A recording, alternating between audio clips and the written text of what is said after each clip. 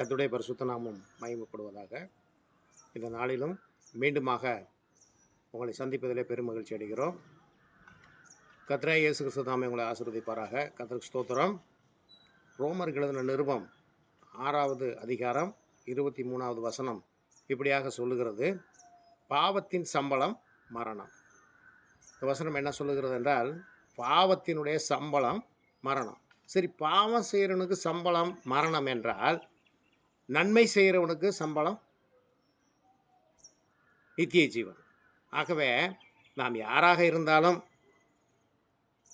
ரட்சிக்கப்பட்டவர்களாக இருந்தாலும் ரட்சிக்கப்படாதவர்களாக இருந்தாலும், யாராக இருந்தாலும் பாவம் செய்தால் அதனுடைய சம்பளம் மரணம்.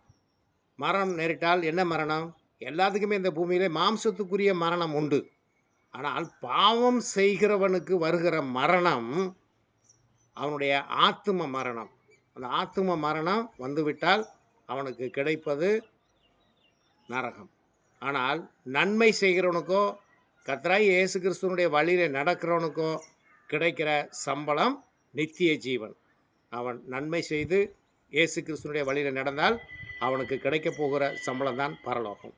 ஆகவே கர்த்தராகிய இயேசு கிறிஸ்து தாமே இதை ஆசீர்வதிப்பாராக. கர்த்தருக்கு ஸ்தோத்திரம். ஆமென்.